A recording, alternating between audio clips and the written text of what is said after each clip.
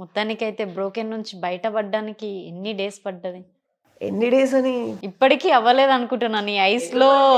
ఎందుకు అంటే నేను మమ్మీ వాళ్ళని ఇంట్లోని అంత మనీ ఫోర్స్ చేసి తీసుకున్నా. ఎప్పుడంటే ఎప్పుడు 20,000, 30,000, 35,000 ఎన్నంటే అన్ని రప ఖర్చు పెట్టేది. మమ్మీ వాళ్ళకి డ్యాడీ అరే ఎందుకురా నా మంత్లీ శాలరీ అయితే మాకు ఒకసారి వచ్చినప్పుడు మా డ్యాడీకి కాల్ చేసిన, డ్యాడీ మంత్లీ శాలరీ మర్చిపోండి, నాకు ఇట్లా అవసరం ఉంది. అమ్మాయి పేరు కూడా తెలుసు, మా ఇంట్లో కూడా చెప్పిన.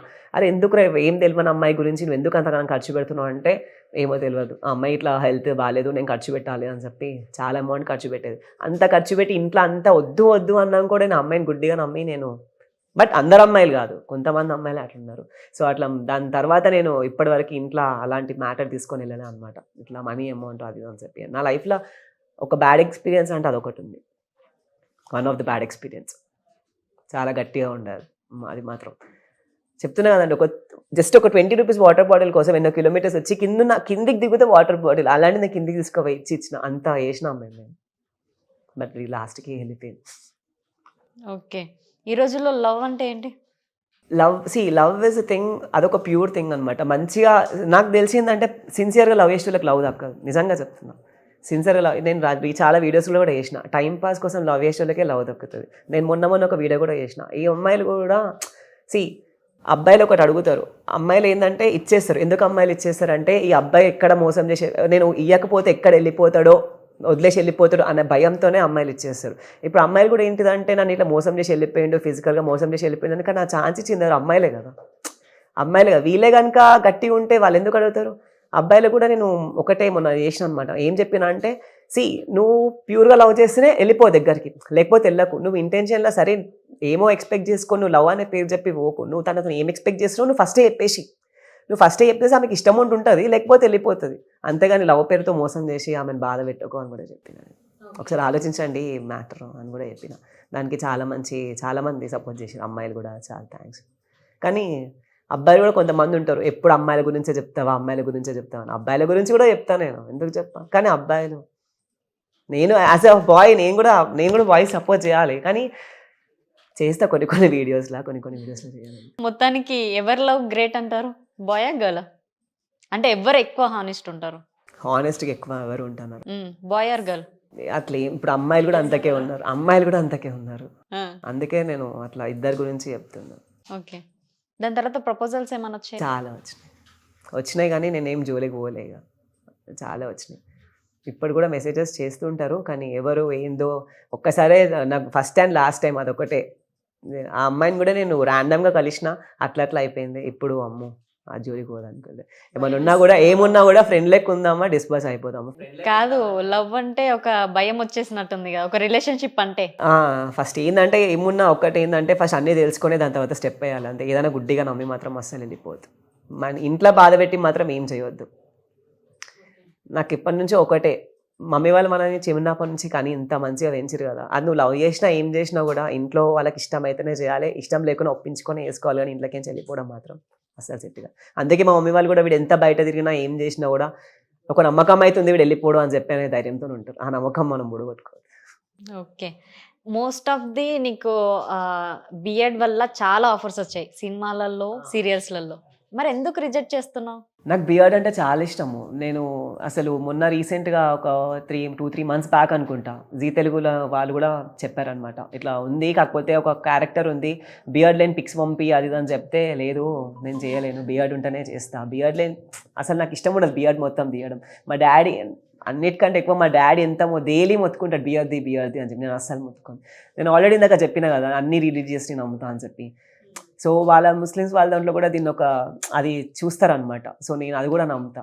ఇక్కడ కూడా టాటూస్, ఇక్కడ జీసస్ టాటూ, ఇక్కడ శివుడు పార్వతి, అట్లా అన్నీ ఉంటాయి అన్నమాట.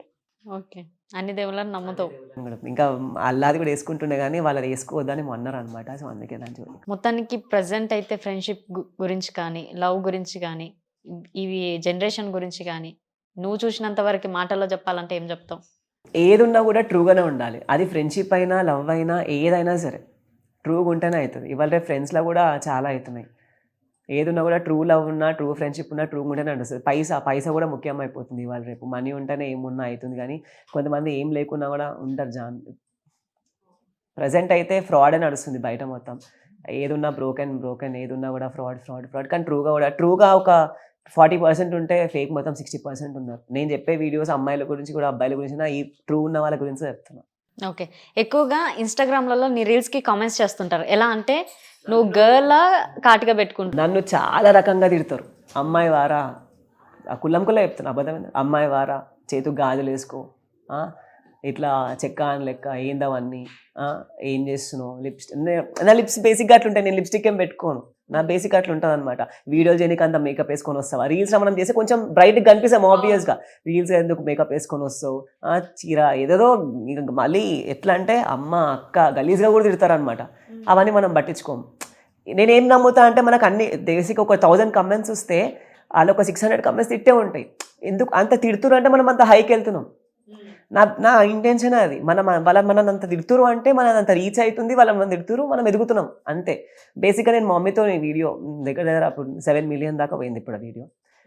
మా మమ్మీ నేను పక్కన నిల్చొని చేస్తే, అన్న మీ వైఫ్ బాగుంది అన్న, అట్లాంటి కమెంట్స్. అన్న మీ వైఫ్ బాగుంది, మీ ఇది అమ్మ ఇట్లుంది, అమ్మ అట్లుంది, మస్తు తిడతారు. కానీ వాళ్ళకి చెప్తే బాధపడతారు అని చెప్పి వాళ్ళకి నేను చెప్పా. అట్లా అవన్నీ పట్టించుకోవద్దు అని చెప్పి నేను అసలు పట్టించుకోను. అవును, నేను ఇంకోటి ట్రాన్స్జెండర్ దానిపైన కూడా వీడియోస్ చేస్తాను. నేను వాళ్ళకు కూడా చాలా సపోర్ట్ చేస్తాను. నాకు ఫ్రెండ్స్ కూడా ఉన్నారు ట్రాన్స్జెండర్స్ అంటే వాళ్ళు కూడా మనుషులే కదా. నేను ఎట్లా భావిస్తా అంటే ఒక అర్ధనారి. ఏం చేస్తానంటే కొంతమంది ఏంది వాళ్ళ గురించి అన్నట్టు చెప్తారు, కానీ నేను వాళ్ళని కూడా ఒక అర్ధనారి అంటే శివుడు, శివ పార్వతి అట్లా. నా ఫ్రెండ్స్ కూడా ఉన్నారు ట్రాన్స్జెండర్స్. సో నేను వాళ్ళని కూడా భావిస్తాను, వాళ్ళపైన కూడా వీడియోస్ చేస్తా, వాళ్ళతో కూడా వీడియోస్ చేస్తా. వాళ్ళ కాంటాక్ట్స్ నా దగ్గర ఎప్పుడు వీడియోస్ అన్నా వాళ్ళు ఓకే అంటారు. కానీ అందరు ట్రాన్స్జెండర్స్ కూడా అట్లా ఉండరు కదా, మంచిగా అన్న అనుకుంటా మాట్లాడతారు, అది అనుకుంటా మాట్లాడతారు. ఎందుకు అట్లా తిడతారో నాకు అర్థం కాదు. మొత్తానికి అట్లా బ్యాడ్గా కామెంట్స్ చేసే వాళ్ళు, తిట్టే వాళ్ళ గురించి ఏం చెప్దాం అనుకుంటావు? నేను ఏం చెప్తా వాళ్ళకి, వాళ్ళంతే. వాళ్ళకి ఇంట్లో కమ్ము ఉంటుంది, వాళ్ళకి ఇంట్లో అక్కు ఉంటుంది. నన్ను ఎవరైతే తిడతారో ఒకటే చెప్తా, వాళ్ళకి ఇంట్లో మమ్మీ డాడీ ఎవ్వరు లేకుండా ఉంటారు కదా కొంతమంది, మేబీ అమ్మాయిల వాల్యూ తెలియదు, వాళ్ళే తిడతారు, అంతకుమించి ఏం లేదు.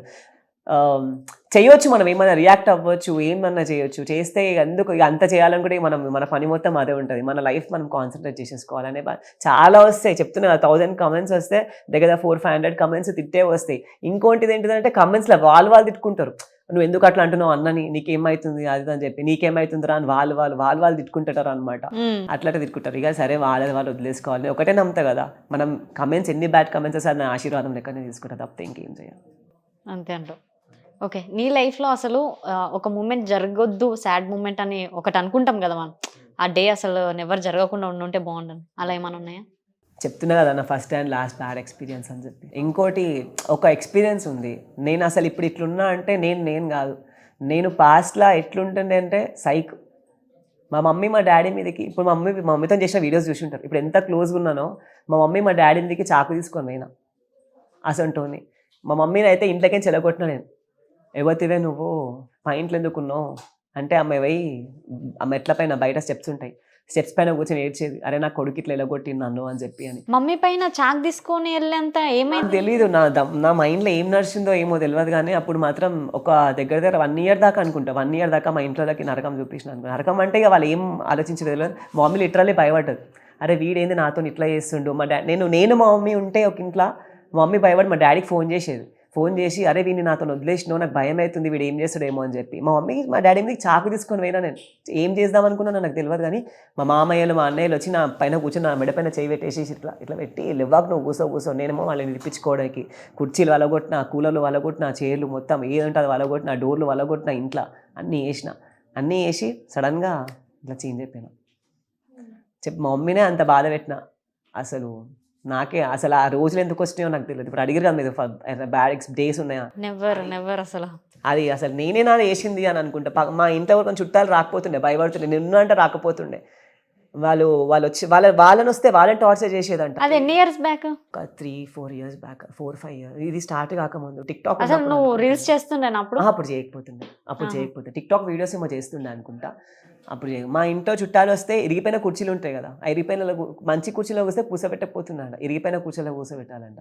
అట్లా చేస్తుందంట. మా మమ్మీ నాకు వడ్డిస్తుంది కదా, వడ్డించే ఉంచాలి, ఆమె ఇవ్వద్దిగా నాకు అంత టార్చర్ చేసి వడ్డిస్తుంటే అట్లనే వడ్డించే ఉండాలి, ఆమె లేవొద్దిగా, నేను తిన్నాకనే లేవాలి ఆమె. నన్ను చేంజ్ చేసింది నేను ఎప్పుడైతే చర్చ్కి వెళ్తున్నాను, నేను మా ఫ్రెండ్ ద్వారా చర్చ్కి వెళ్ళడం స్టార్ట్ చేసిన. మేబీ ఆ చర్చ్కి వెళ్ళి నేను చేంజ్ అయినా అనుకుంటా. నాకైతే అది ఆ చర్చ్కి వెళ్ళి తర్వాతనే నాకు చాలా సక్సెస్ వచ్చింది. నేను dance class dance class open చేసిన. మొత్తం సక్సెస్ అంతా నేను చర్చ్కి ఎప్పుడైతే స్టార్ట్ చేసిందో మేబీ ఆ దేవుడు ఆ జీసస్ క్రైస్ట్ చేంజ్ చేసినేమో నేను అట్లా భావిస్తాను అనమాట. అట్లా అంతకుముందు చాలా డేంజర్ ఉంటుండే, నేనే చెప్తున్నా కదా, చాలా అంటే చాలా డేంజర్. ఎవరైనా మమ్మీ మీదకి చాకు తీసుకొని పోతారా? ఎవరు తీసుకోను. అసలు నేను వాళ్ళంతా చేసినాక కూడా నేను తీసుకొని పోయినా చాకు.